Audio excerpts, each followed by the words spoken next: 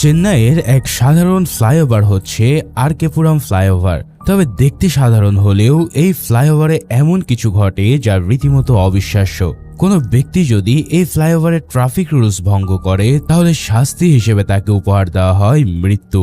কিন্তু কি সেই রহস্য যার জন্য এভাবে একের পর এক কেড়ে নেওয়া হচ্ছে মানুষের প্রাণ? এই সব প্রশ্নের উত্তর দিতে হাজির হলাম আমার অনেক প্রিয় একটা মুভি ইউ টার্নের এক্সপ্লেনেশন নিয়ে। তো চলো আর কথা না বাড়িয়ে শুরু করা যাক আজকের রহস্যময় মুভির এক্সপ্লেনেশন। মুভির শুরুতে আমরা রচনা নামের একটা মেয়েকে দেখি। রচনা সকাল সকাল তার মাকে এগিয়ে দিয়ে আসতে বাস স্ট্যান্ডে যাচ্ছিল। এখানে তাদের কথোপকথনে বোঝা যায় যে রচনার মা রচনার বিয়ে নিয়ে খুবই চিন্তিত। সে রচনার জন্য পাত্রী দেখতে চাইছে, কিন্তু রচনা এখনই বিয়ে করতে রাজি না।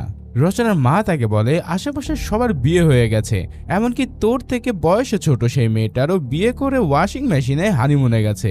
রচনা এবার একটু বিরক্ত হয়ে বলে, মা এটা ওয়াশিং মেশিন নয়, ওটা ওয়াশিংটন হবে।